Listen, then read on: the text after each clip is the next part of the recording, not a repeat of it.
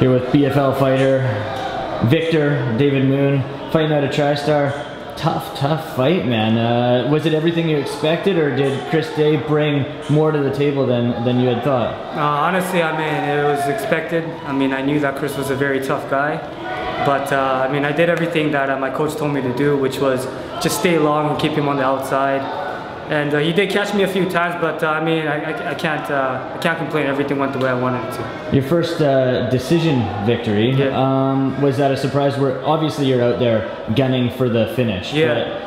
But you showed and proved that you can go 3 rounds. Yeah, definitely. I would have liked to finish it, but the guy was a tough guy. I mean, I thought I was going to be able to a couple of times in the fight, but... Both you guys throwing spinning shit, is that your arsenal? Honestly, I was actually only planning on using spinning back elbows. But yeah, I mean, I noticed him throwing a lot of spinning shit. It caught me a little off guard. But that tie clinch seemed to be your bread and butter tonight. That was something that you worked for the full 3 rounds. Is that something that you work generally in camp, or was that just something that came up in the fight? Actually, since day 1 of training MMA, I don't know what it is. The clinch was something that was very natural to me. And yeah, I mean, it worked out for the best for me too. Those jumping knees they had landed pretty good as well.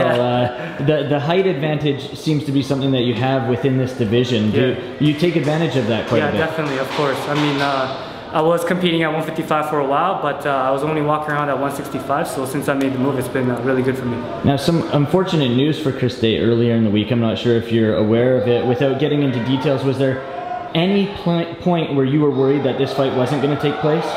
At some point, but more so, I mean, I just kind of felt bad for the guy, but you know, I mean, he's a warrior, so I mean, he showed it tonight. And, So you looked great out there, fighting out of Tristar. What's next for you? You want to get back in the BFL cage, or are you going to test the waters elsewhere? What's next for David Moon? I mean, right now I'm 3-1. I'm just, I mean, after this, I'm just going back, improve myself as an athlete, and then anywhere, whether it's here or anywhere else, I'm willing to fight, you know? What do you take away from training at Tristar? Like, that's a big gym. Yeah. Not a lot of guys from the West Coast here get to go out there. Yeah. We've seen Gary Mangat do the same thing. Obviously, Rory McDonald. Yeah. What brought you out there? You know, it's just the kind of training out there, the coaches there, I hit a plateau where I was at.